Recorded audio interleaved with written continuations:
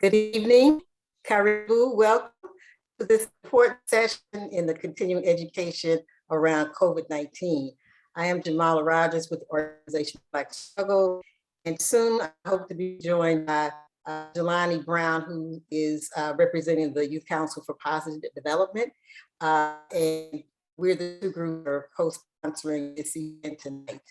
Our two groups have actually been on the front line of the COVID from the exception of first case here in St. Louis. And so we've done a plethora of activities from education to screening, to testings, to hosting vaccinations. And so we always understood that our communities that would be vulnerable to most negatively impacted by the COVID virus. And so we were, stood up for the battle ahead, and it's been a battle. We also knew that given the healthcare inequities, given this conditions of our people and resource-deprived neighborhoods, that it was going to take a toll on us as African Americans, and it definitely has. So Jelani is joined us. He's sideways, so we have to figure out a way to turn that around. But one of the reasons that we got involved with Grapevine is because we've been doing all these activities. And I have to say, Dr. Bell and the folks that are going to be joining us, we have had some really high quality dedicated on the line. I'm talking about medical professionals, African American. And so we've been working with folks like Dr. L.J. Punch, with the T, working with Ken Jones, with Affinity Healthcare and her, dedicated team. Dr. Denise Hooks Anderson, in the and she's been throwing out columns, as I have in the St. Louis American, but she also has been doing well. So, our community is getting information, maybe not as, wide as we would like to. And so any opportunity that we have to connect with another healthcare professional, particularly like yourself, we're going to do that. So I want to introduce Dr. Bell, and I'm not going to learn because I think that would definitely take the whole hour. But what I do want to say is you are uniquely qualified for the role that you're playing now with COVID-19. So you are both a doctor of infectious disease, and then you are director of the intensive care unit at the University of Virginia Medical Hospital.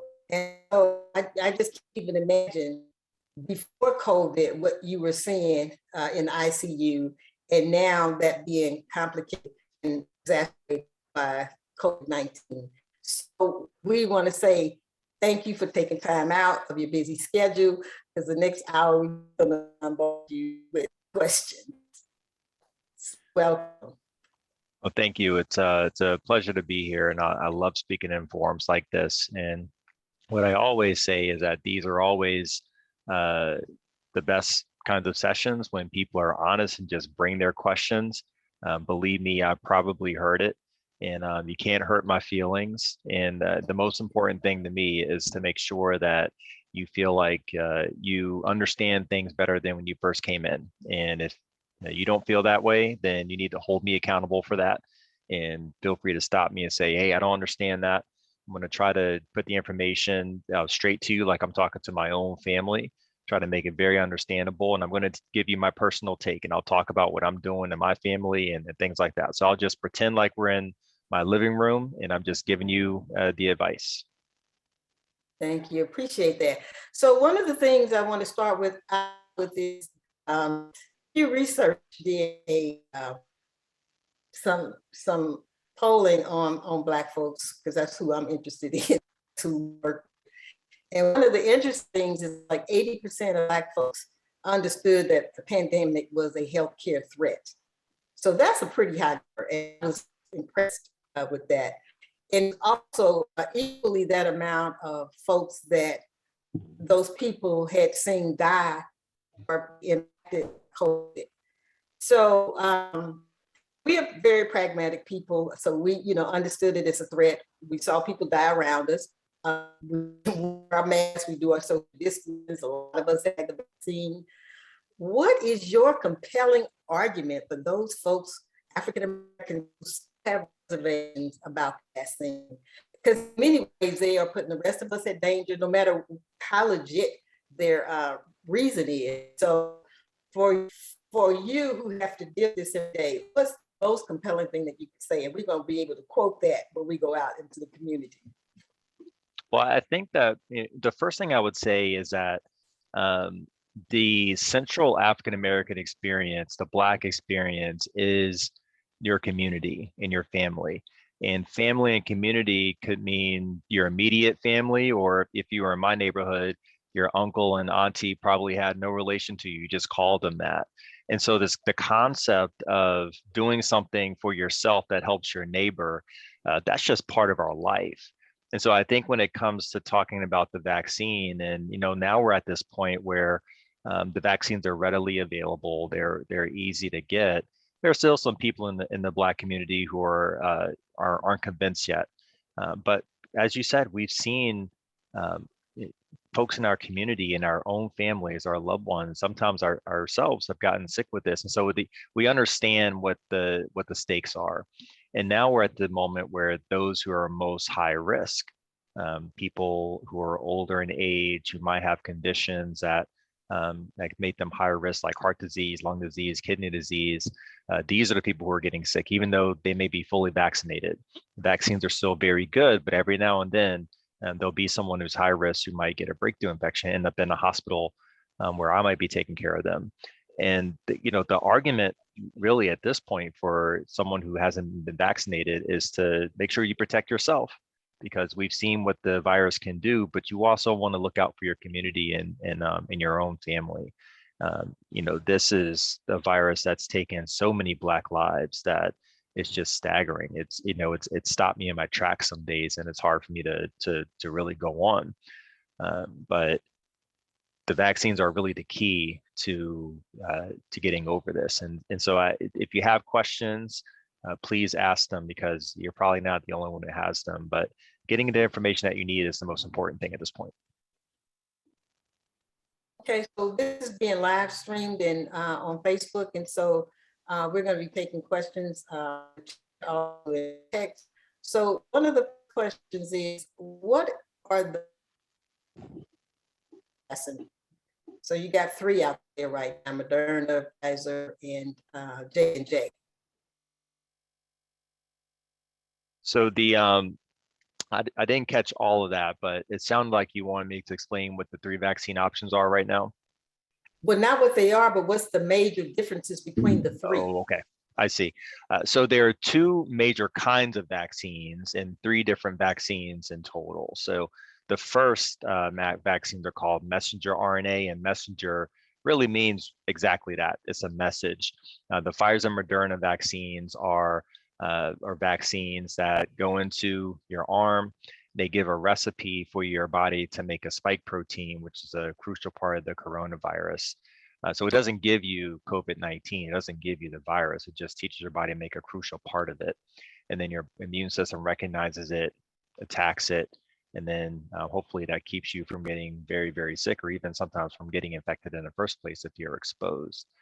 The Johnson & Johnson vaccine is a second kind of vaccine, and it uses a different kind of, it actually uses a cold virus, but it's kind of changed so that it doesn't really cause you to get sick at all. It can't cause infection. But what it does is it gives your body a recipe to make the spike protein, same spike protein or similar spike protein, and then your immune system makes a response to it. The major difference that we've seen now that these vaccines have been out for several months are that there's a clear difference in how well the messenger RNA vaccines, the Pfizer and Moderna vaccines, work in comparison to Johnson & Johnson. While they're all very good, the Pfizer and Moderna vaccines have proven to be better and more effective at keeping people out of the hospital and keeping people from getting symptomatic COVID-19. So if we were taking a test, turning a test in, I would say the Moderna vaccine is probably an A. The Pfizer vaccine is probably an A minus, and then the Johnson & Johnson is probably a B. A good grade, but there's still some explaining to do if you have the Johnson & Johnson at this point, and probably some moves to make. So for those who received the Johnson & Johnson, its main benefit is that it was a one-dose vaccine, but it looks like for at least for those who received it, either get a booster with the Johnson & Johnson vaccine, or I think in the next couple of days, we'll have the option to do what's called mixing and matching, where you get one dose of Johnson & Johnson. If you've received that, you can go boost that with one of the Pfizer or Moderna vaccines, which is probably what I would do at this point. But that's the major difference. The bottom line, they're all very safe and effective, but we have seen there are some differences, and that the Pfizer and Moderna might be a little better. So you actually touched on the next question, and that was around the booster shots, because I did hear just today that they're advocating the mix and match, and that was one of the reasons why I was for people to know if there were major differences between the three. Because now, if you're talking about the booster, that if you had Pfizer, now you can come back and get a booster. How does that impact, or does it negatively impact people? And I guess another related question is there any harm in taking another booster shot, people? And how long is the immunity once we get the booster shot? And does it look like boosters may be the wave of the future, like and all of the other ones that we're taking?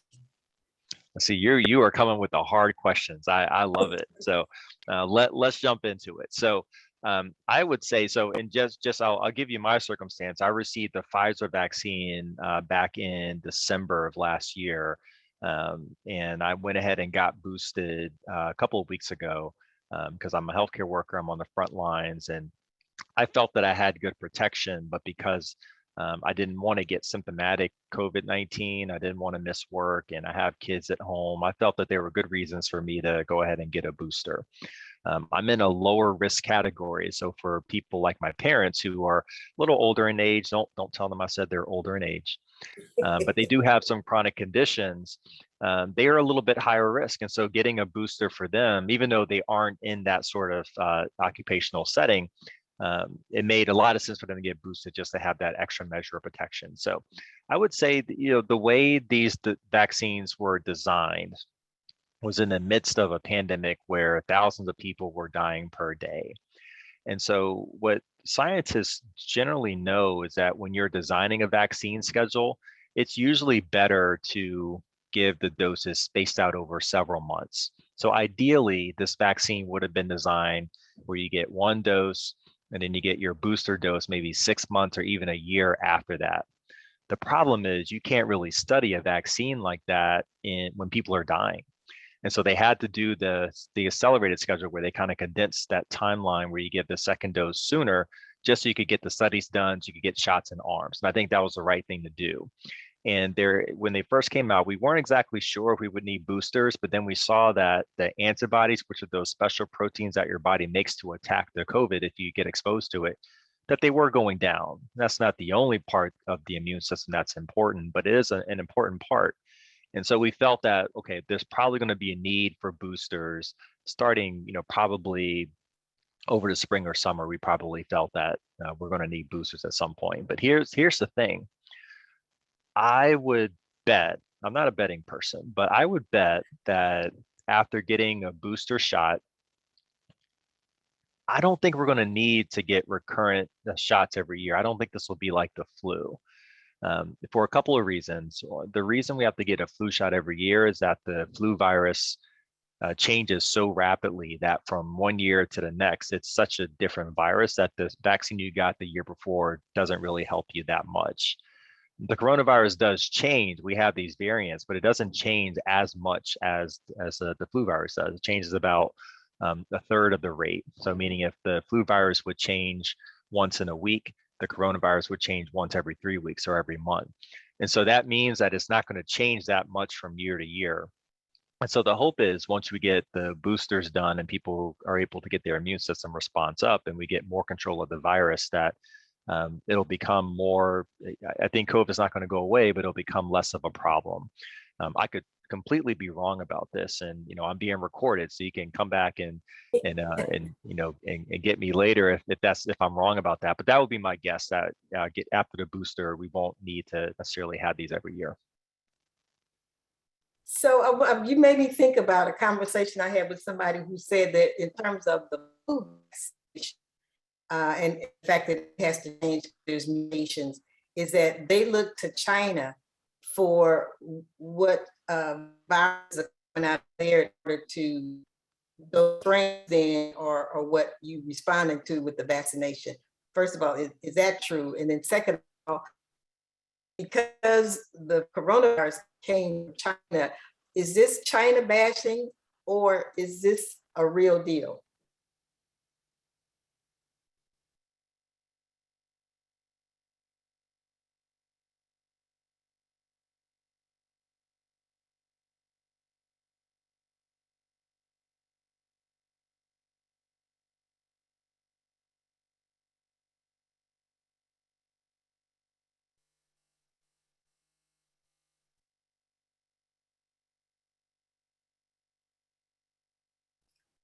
So for Oh, some reason, sorry, I muted myself. My bad. saying they can't hear you. Okay. That says some good stuff too.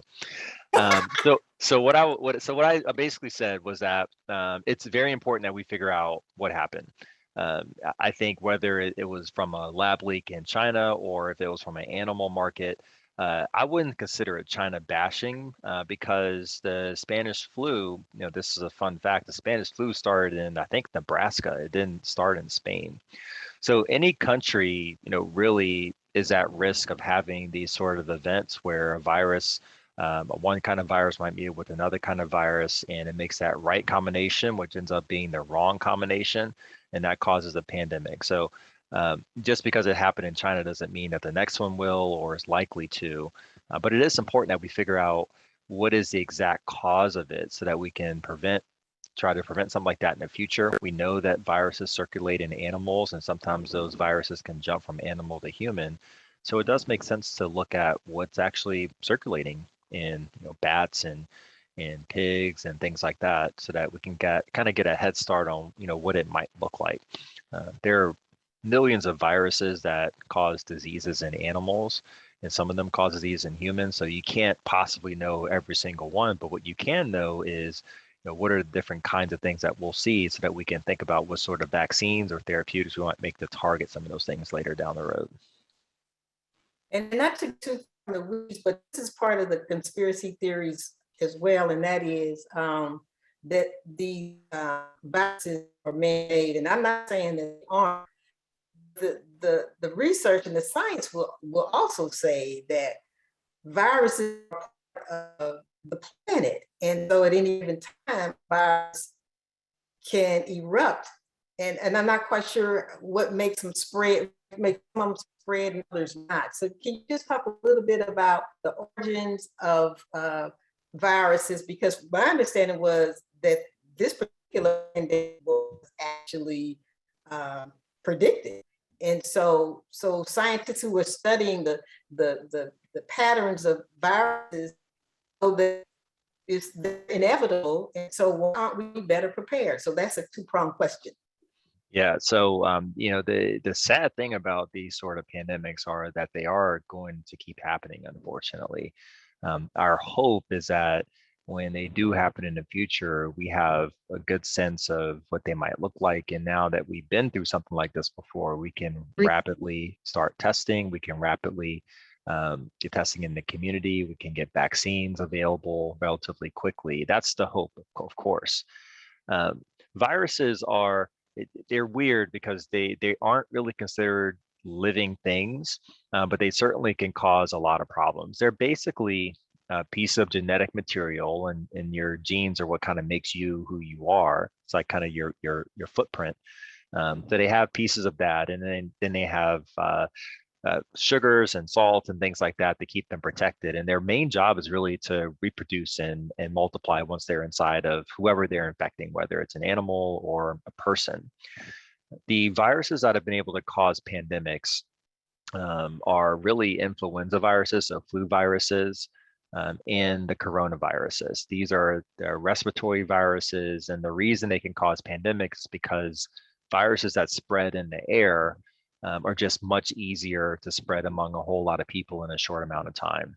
To give you a different example, the Ebola virus, which was a scare a few years ago, it's a very deadly virus, but it doesn't easily spread because it doesn't spread through respiratory droplets.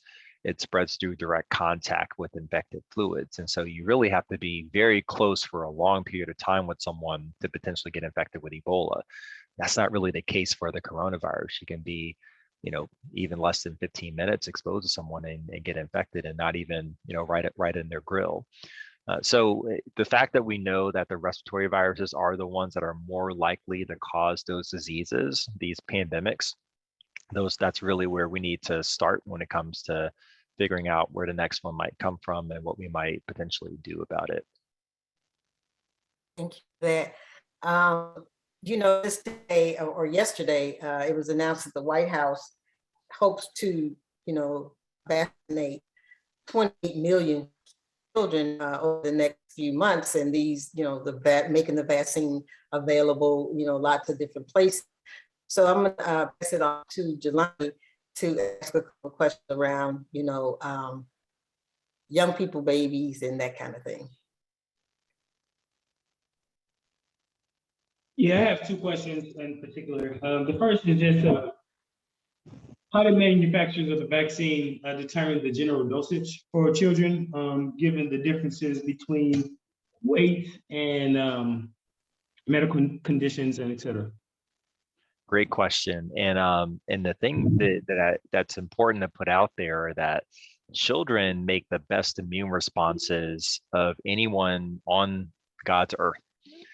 When they get vaccines, they make the best amount of antibodies, they get the best protection. And that's one of the reasons why we give a lot of children vaccines when they're young and when they're school age. And the same is true for the coronaviruses, that for the dose for 5 to 11 that Pfizer is going to be discussed in about a week or so. Yeah, 6 days. On the 26th, they're meeting about it. That dose is only at 1/3 of the usual adult dose. The adult dose, I think, is 30 micrograms, and it's not important to remember that, but the dose for children is 10. So it's a lot smaller. And the reason it's smaller is because children don't need to have that big of a dose as adults do. And even though they're getting a smaller dose, they even make a better immune response than adults do. And the reason you don't want to give children too much is that you risk having more side effects if you have adult doses in small children. So it's still a generally very well tolerated vaccine. I have a 7-year-old and a 3-year-old. So my 7-year-old is going to be eligible. I'm going to try to get him in line the first day that they're available. But he's going to get a smaller dose, and that dose has been shown to be very, very effective. And so in thinking about how the vaccine interacts with the immune system, how does it interact with traditional infant immunizations, such as the measles vaccine, things like that? Yeah, so all the other vaccines that children get, measles, mumps, rubella, hepatitis, and all the others, they don't interact with this vaccine. What it does is, if you're thinking about someone collecting recipes, like a recipe book, my grandmother had a recipe book that she passed down to me, and bless her heart, she was very skilled. I can't make anything in that book because I'm not a good cook, but I have the recipes. So it works the same way. Your body's immune system records kind of in a book what it's been exposed to, so that later if you get exposed to it again, you can mount an immune response. And so when you add another vaccine, the COVID-19 vaccine, it's just adding that recipe back into the recipe book. And so later, if your child is exposed to COVID, they have that protection that's already there. And if they have antibodies, it gets on it even quicker. But even if they don't have antibodies, circulating in their bloodstream at that moment later in time, their immune system is able to pull up that recipe and make it much quicker than they would if they had not had that vaccine. So for that reason, It's safe to give it.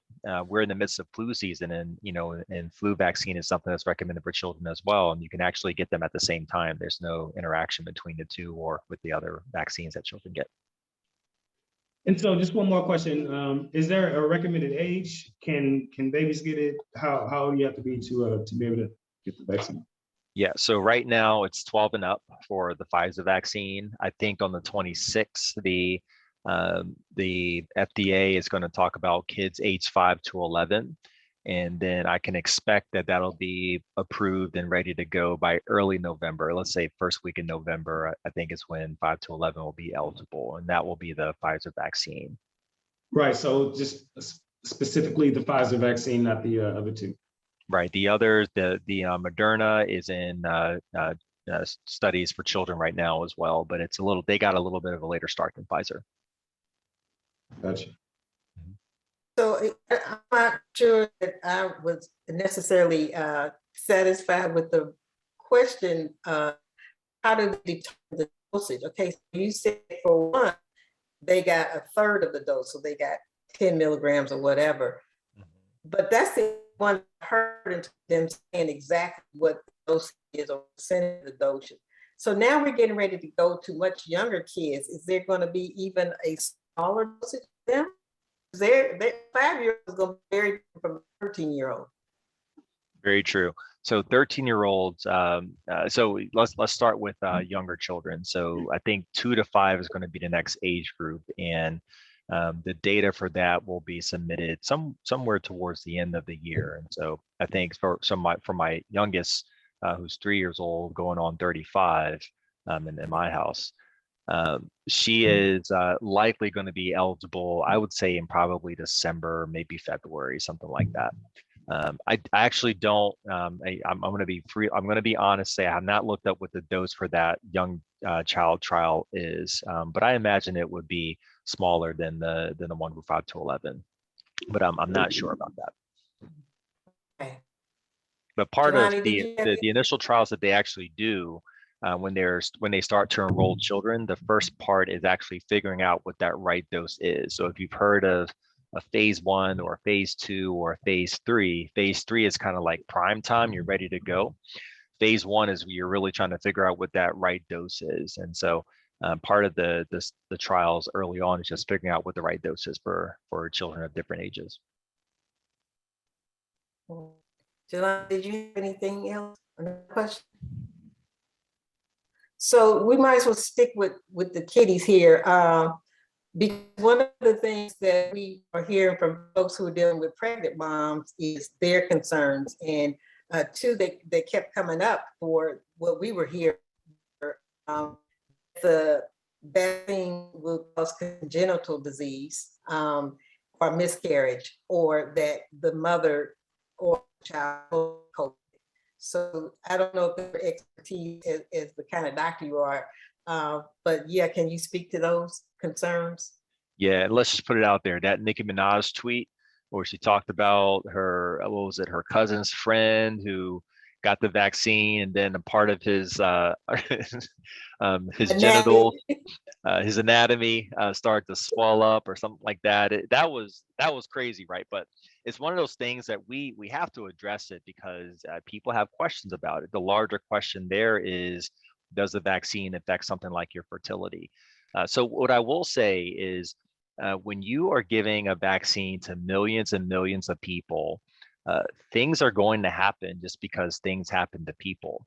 But you can't always make that connection that something that you did led to the other. So for instance, I ate breakfast today and I ate a different kind of cereal than I usually eat. I've never eaten a cereal before.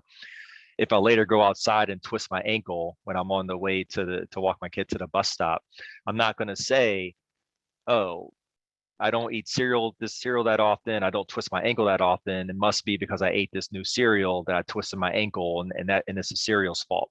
That's kind of the jump that tweet made. And what I think most likely happened is this friend of her cousin probably got a sexual transmitted disease that caused his genitals to swell up, and he just happened to have gotten the vaccine, a few days before.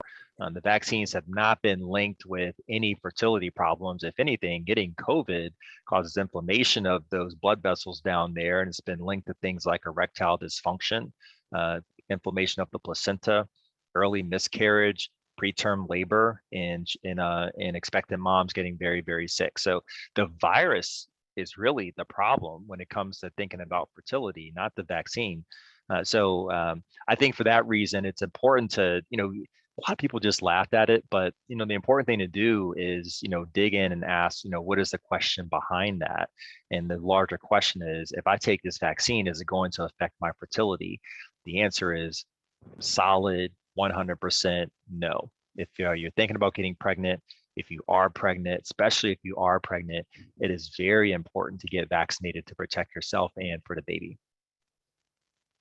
So to the question, because I think we probably have some empirical data that men, won't have missing anatomy part if they get the vaccination. But for mom who's concerned about her unborn baby, we haven't done the clinical trials for that, right? So we with certainty that mother gets the vaccination and she's 6 months pregnant, that's not going to affect the baby at all. Oh, we do have plenty of data, and the hundreds of thousands of women who have been vaccinated, the thousands of women who have gotten pregnant after getting vaccinated, the babies that have been born to vaccinated mothers, I think speaks to just how safe the vaccines are. And that's why the CDC actually made a strong recommendation that every pregnant woman should get vaccinated. Every health agency that or professional organization that looks out for women's health care. So, ACOG, the American College of Obstetricians and Gynecologists, American Academy of Pediatrics, they all say that getting moms vaccinated is very important. And what I'll say, just to share some of my experiences, the only one of the few cases of young people who come into the ICU are unvaccinated moms. I've taken care of way too many than I would like to, and we've had to deliver one just a couple of weeks ago because her oxygen levels had dropped very, very low. We had to deliver the baby preterm to protect the baby, and the thing that every mom wants to protect their baby, right? And every mother is very hesitant and nervous about taking something that seems like it's new. And I completely get that.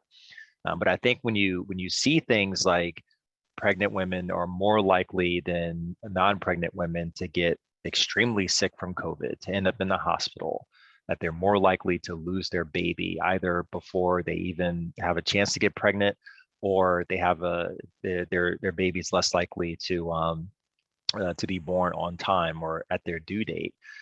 And if you do have COVID antibodies from the vaccine, you pass that on to your baby.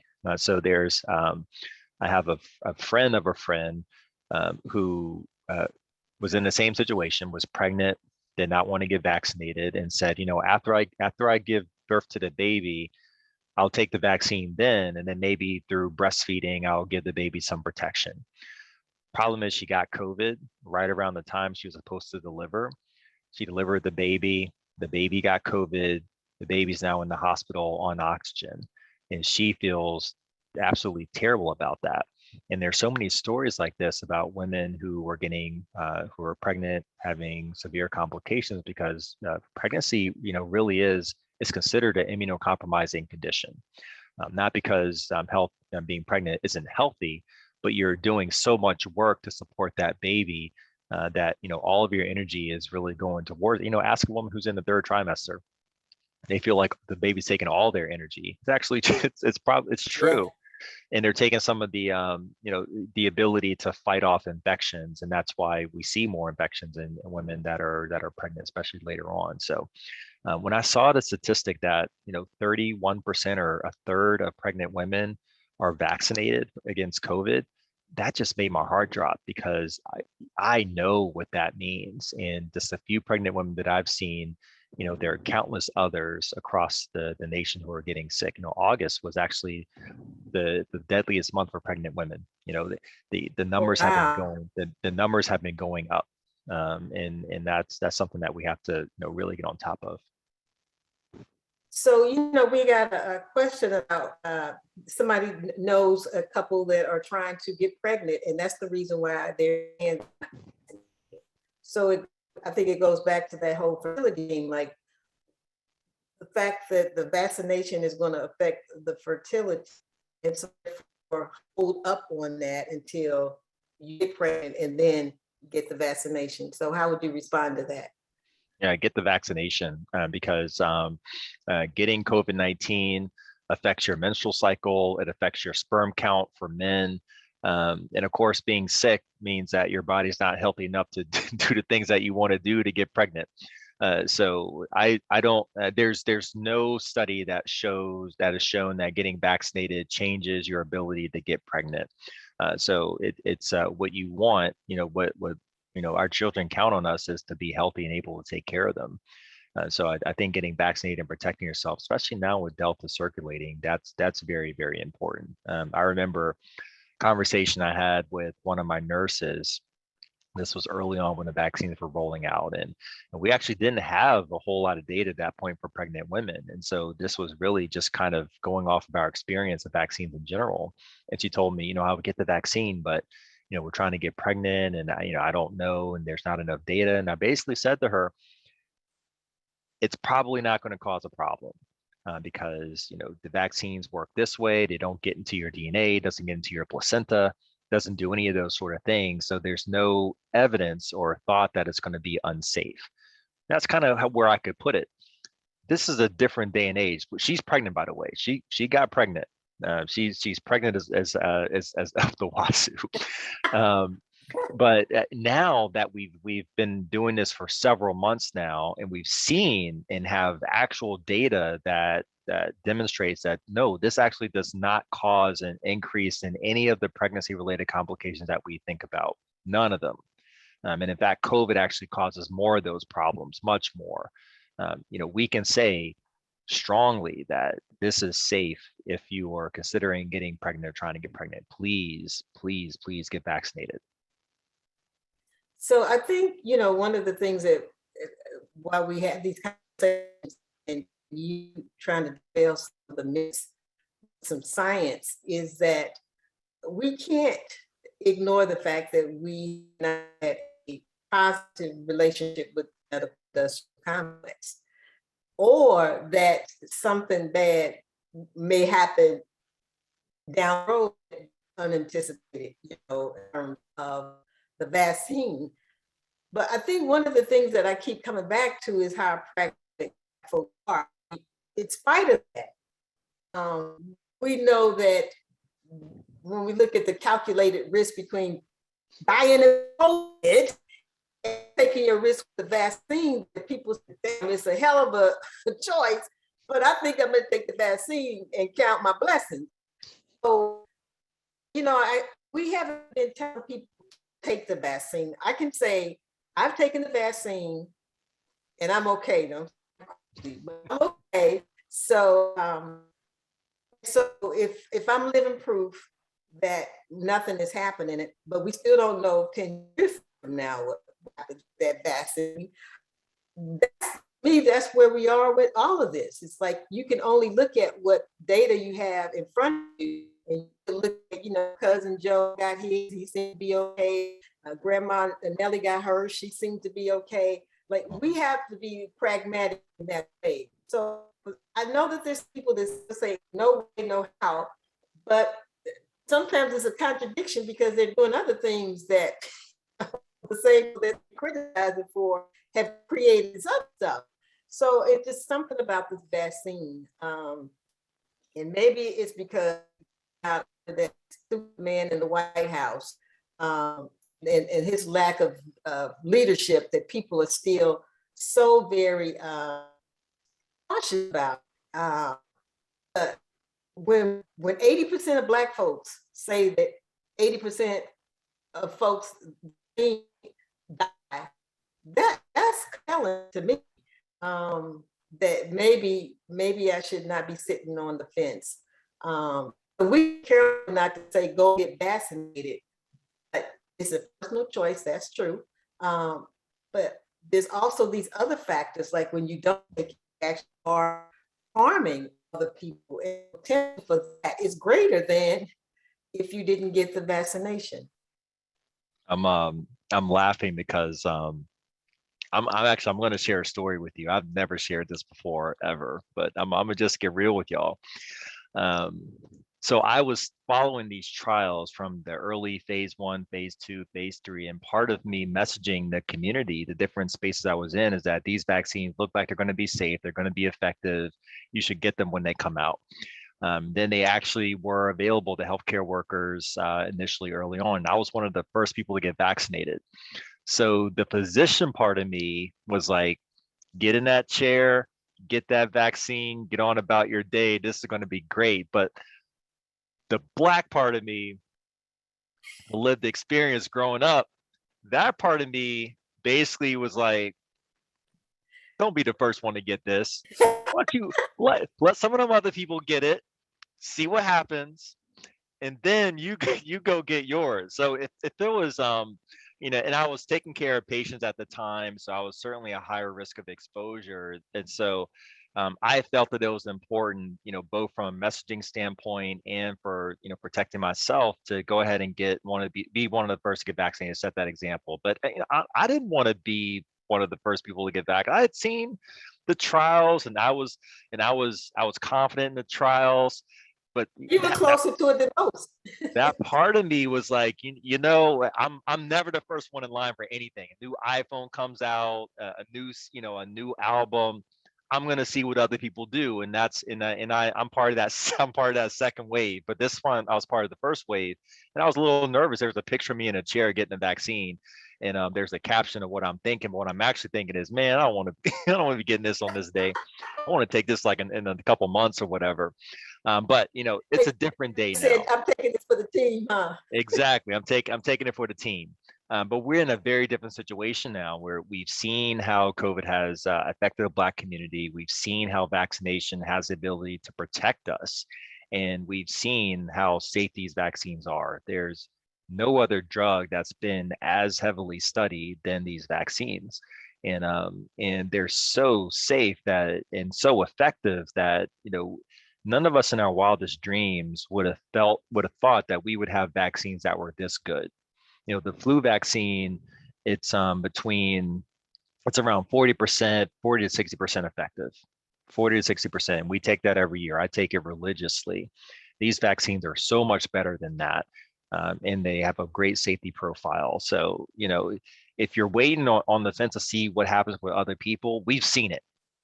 Millions and millions and millions of people have gotten doses now. 160, 170 million people in the US, billions worldwide.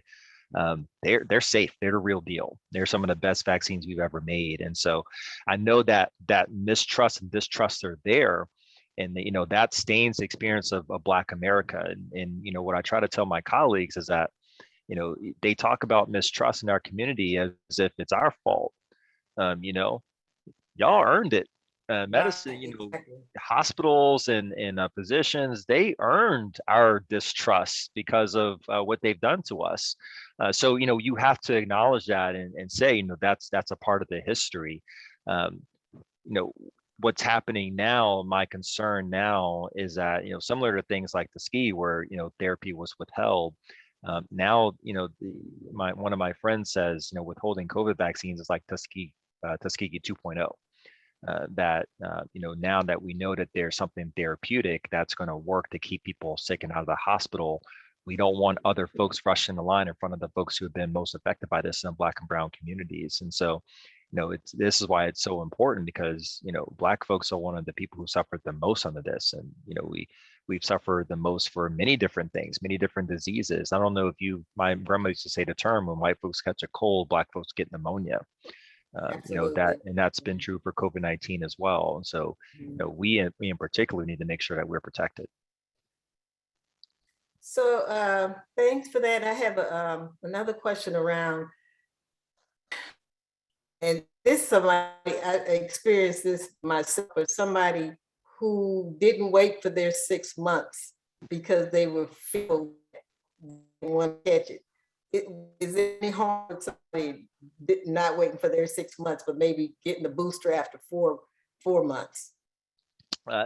There's no harm. I don't think there would be harm to getting it. Um, I think that one thing to realize is that the immune system kind of matures over time. It kind of learns and matures. And so you have an actual benefit of waiting a little bit longer, that 6 months or 8 months, because your immune system is in better shape to receive another vaccine at that point. So in that period that you're, maybe anxious, your protection is still very, very good, but you do have a benefit for giving a little bit of time for that immune response to kind of mature and refine itself before you give the vaccine. Okay, and then the other thing, another question is around, how do people know they're going to be allergic to any of the vaccines? Or do you have to just wait till you get it and then see what happens? So the allergies to the vaccine have been very rare. So we're talking about you are more likely to be hit by lightning twice than to have one of these severe allergic reactions to the vaccine. So that's very good chances, right? They have been reported, and again, like I say, if you're giving a vaccine to hundreds of millions of people, you're going to find a few of these cases. But I personally have not, in my own community. We have a very high vaccination rate. I haven't heard of anyone having one of these reactions, and no one's even called me about it. I do a lot of messaging, so people contact me when I put things out like, these are safe and this is rare. No one in my family. That includes my folks in Boston, my folks in Northern Virginia, my folks in Tidewater area, my folks on the West Coast. No one in my circle has had this sort of reaction. So I think the way I think about it, if you were to vaccinate all of New York City, so like 8 million people, something like that, you might have 4 or so who might have one of these severe allergic reactions. It's pretty good, right? If you do have a history of severe allergies, then the recommendation is that you just wait a little bit longer than the usual 15 minutes after the vaccine for you to make sure that everything's okay, because they usually will happen within that first few minutes. And I'm going to practice what I preach. My 7-year-old has severe allergies, food allergies. He hasn't reacted to a vaccine or anything, but he's in that category of someone who could be more prone to have allergic reactions. And he's been in the ICU, the emergency room, and things like that. But I have no hesitation and no concern about taking him to get vaccinated. So one of the another question is around the antibody. If you can explain that in layperson's term, the monoclonal antibody, and who gets to get that? Yeah, so the monoclonal antibodies, these are, they're made by a few different companies. The one that people probably or may have heard of is Regeneron, because the previous person who called himself the president was a person who received that back when he got sick. So the way these work, your immune response, if you've been vaccinated, it makes these things called antibodies. And actually, they kind of look like Ys. And the fat part of the Y is what attaches to the spike protein, and that's what gives you that protection. It's kind of like having the cheat codes for a video game.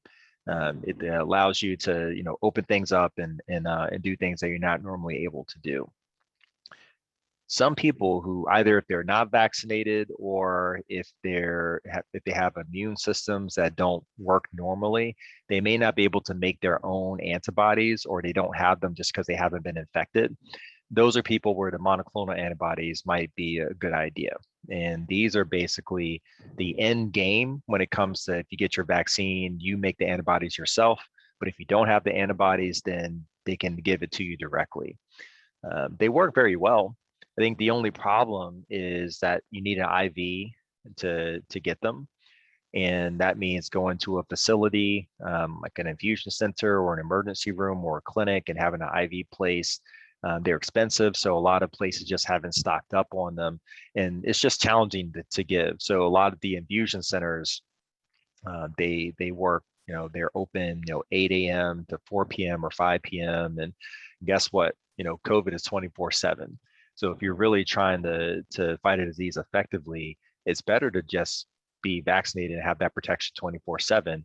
But if you don't have that protection, then the monoclonal antibodies are a good way to try to keep yourself out of the hospital if you have those risk factors. So then the antibodies is not a vaccine. It's helping to create a situation where the vaccine, you need to get the vaccine after you have it, or you're good. Yeah, you do, because those antibodies don't last. Remember, your cells did not make those antibodies, and so you don't have that recipe once they give it to you. It's like if you go into someone else's house and eat their food and then you leave, you don't have the recipe. You can't make it unless they give you that recipe.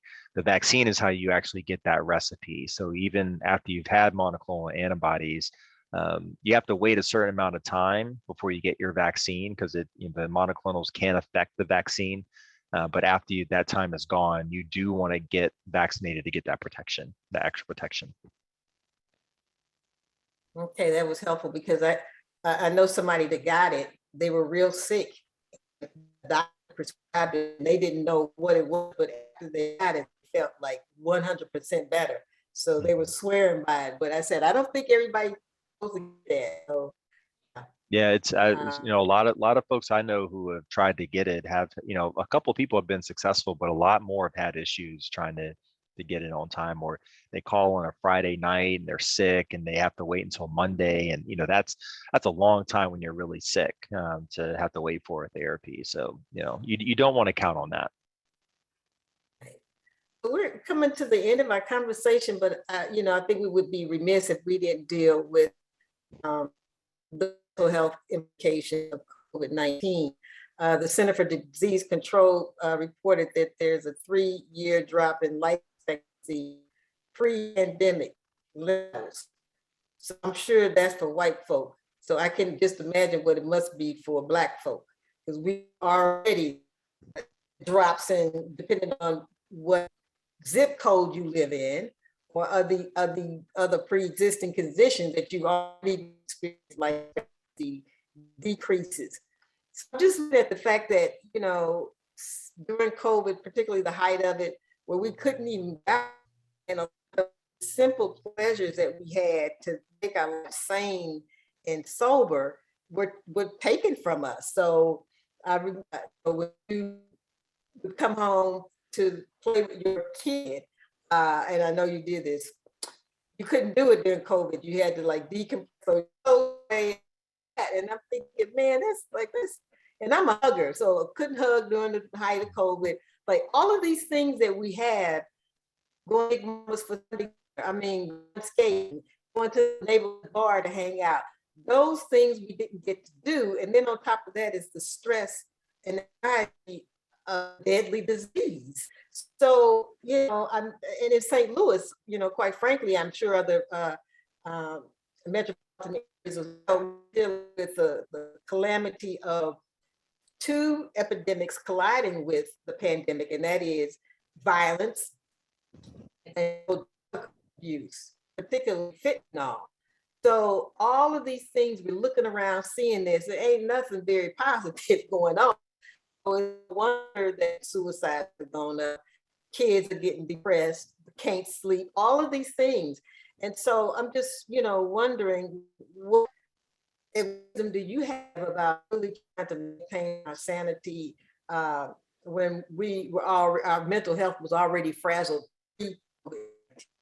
What kinds of things you suggest for Black people to be engaged in to help them through this pandemic? It's a really good question, and I'm happy that you mentioned mental health, because I feel like that is something that we don't often acknowledge or talk about enough in the Black community.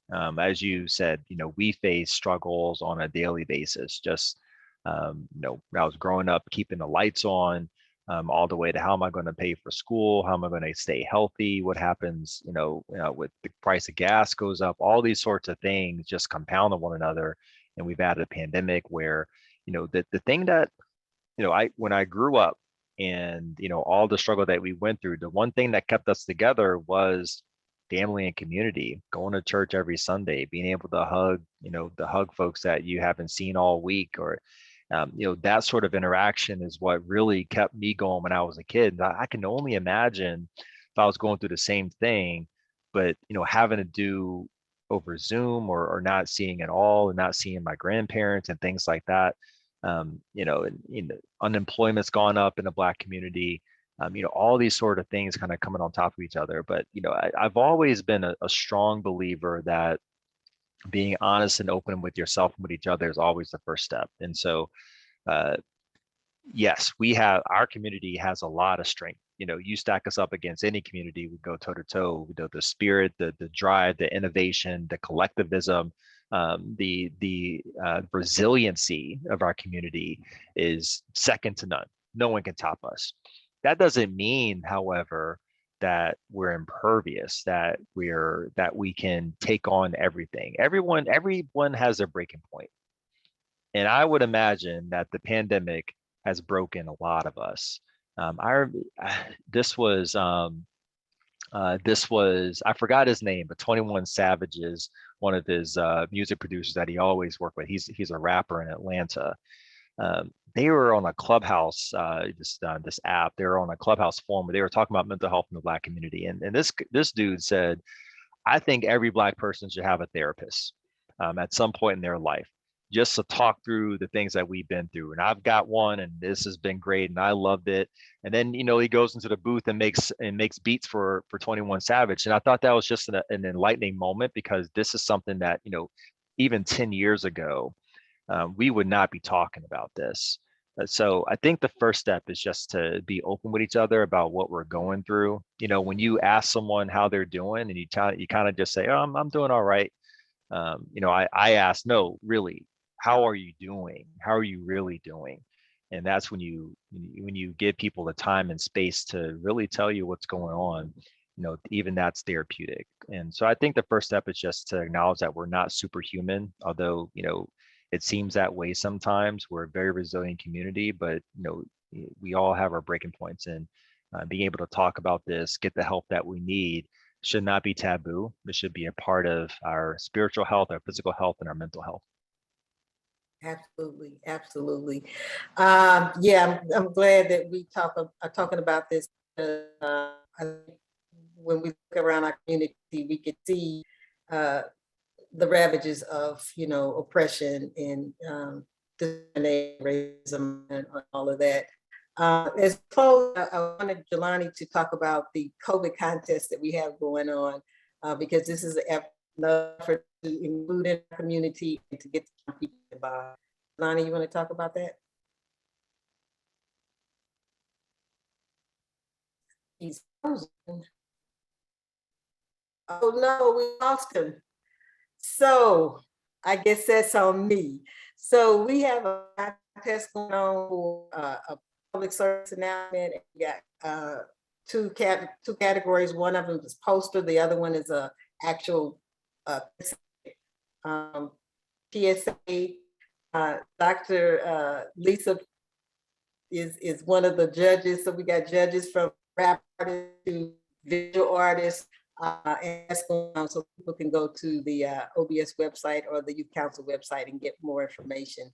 But Dr. Bell, we really appreciate you coming on and time out. I know you've been on the front lines right there in ICU. I can't, like I say, I can't think of, maybe I hope you have a therapist as well. Again, but life is like, but keep up the good work. We appreciate you. We support all the folks putting their lives on the line to make sure that we stay healthy, we stay informed, and it looks like this is going to be around for a while, so we need to continue to be educated about what's going on.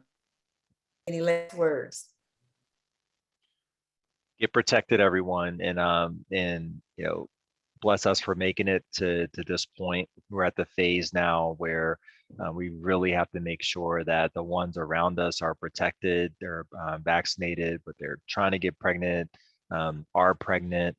We have young children.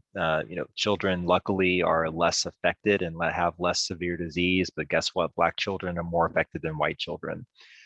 So, we have to keep these things in mind where we're thinking about how to protect our community, how to protect our children. Right now, this really is the key going forward to making sure that we'll all be here next year and celebrating and getting back together. Thank you again. I think Azizi's going to put up the leaflet about the event. I thank everybody that came, those who are on the live stream on Facebook. Pass it along for folks that are trying to figure out whether they should vaccinate it or just in general, any kind of information that they could get to help other people if they are vaccinated.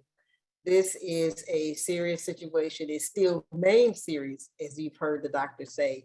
But we wish for well, stay safe, and have a good evening. Bye, everyone. Stay safe.